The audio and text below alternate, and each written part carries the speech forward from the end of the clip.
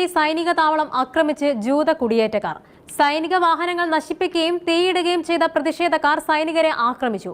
West ബാങ്കിൽ ജൂത കുടിയേറ്റക്കാർ ദിവസങ്ങളായി തുടരുന്ന ആക്രമം നിയന്ത്രിക്കാൻ ശ്രമിച്ച സുരക്ഷാ സേന ചിലരെ അറസ്റ്റ് ചെയ്തതിലുള്ള രോഷപ്രകടനമാണ് ഞായറാഴ്ച രാത്രി സൈനിക താവളം ആക്രമിക്കുന്നതിലേക്ക് എത്തിയത്.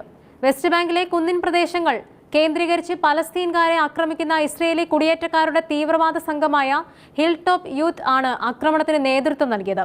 റമല്ലയുടെ വടക്ക് ഭാഗത്തുള്ള സൈനിക താവളത്തിന് ചുറ്റും ഡസൻ കണക്കിന് കുടിയേറ്റക്കാർ തടിച്ചുകൂടിയതോടെ സുരക്ഷാ സേന ഗ്രനേഡുകൾ പ്രയോഗിച്ചു. ഭീകരാക്രമണം തടയാനും സുരക്ഷ നിലനിർത്താനും സഹായിക്കുന്ന സംവിധാനങ്ങൾ ഉൾപ്പെടെ കത്തി നശിച്ച ചിത്രങ്ങൾ, ഫോട്ടോകൾ എന്നിവ ഇസ്രയേൽ സൈന്യം പുറത്തുവിട്ടു. ബുധനാഴ്ച വൈകുന്നേരം വെസ്റ്റ് ബാങ്കിലെ കഫാർ മാലിക് പട്ടണത്തിൽ പ്രവേശിച്ച 100-ലധികം കുടിയേറ്റക്കാർ വസ്തുവകകൾ തീയിടുകയും തടയാൻ ശ്രമിച്ച പലസ്തീൻകാർക്ക് നേരെ വെടിയുതിർക്കുകയും ചെയ്തിരുന്നു.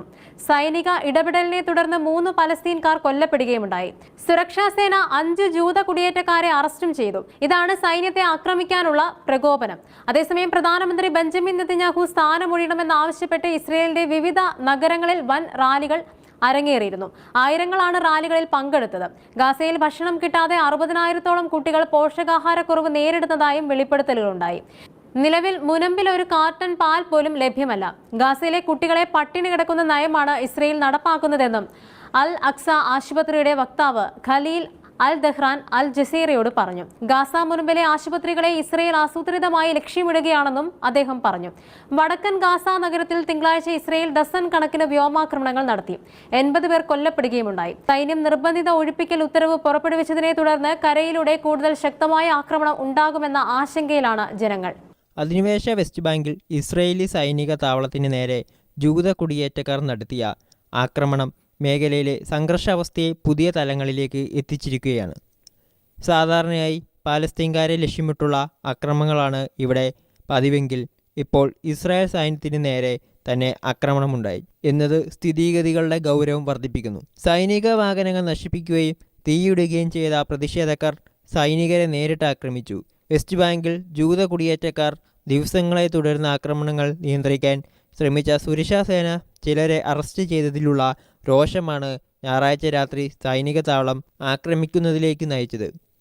വെസ്റ്റ് ബാങ്കിലെ കുന്നിൻ പ്രദേശങ്ങൾ കേന്ദ്രീകരിച്ച് പലസ്തീൻകാരെ ആക്രമിക്കുന്ന ഇസ്രയേലി കുടിയേറ്റക്കാരുടെ തീവ്രവാദ സംഘമായ ഹിൽ ടോപ്പ് യൂത്ത് ആണ് ഈ ആക്രമണത്തിന് നേതൃത്വം നൽകിയത്. റമല്ലയുടെ വടക്ക് ഭാഗത്തുള്ള സൈനിക താവളത്തിന് ചുറ്റും ഡസൻ കണക്കിന് കുടിയേറ്റക്കാർ തടിച്ചുകൂടിയതോടെ വലിയ സംഘർഷാവസ്ഥ ഉടലെടുത്തു. സ്ഥിതി നിയന്ത്രണാതീതമാകുന്നത് കണ്ട സുരക്ഷാ സേന ആൾക്കൂട്ടത്തെ പിരിച്ചുവിടുന്നതിനായി ഗ്രാനേഡുകൾ പ്രയോഗിച്ചു. ഈ ആക്രമണത്തിൽ സൈനിക താവളത്തിന് വലിയ നാശനഷ്ടങ്ങൾ സംഭവിച്ചു. ഭീകരാക്രമണം തടയാനും സുരക്ഷ നിലനിർത്താനും സഹായിക്കുന്ന നിരവധി സംവിധാനങ്ങൾ ഉൾപ്പെടെ കത്തിനശിച്ചതിൻ്റെ ചിത്രങ്ങൾ ഇസ്രായേൽ സൈന്യം പുറത്തുവിട്ടിട്ടുണ്ട്.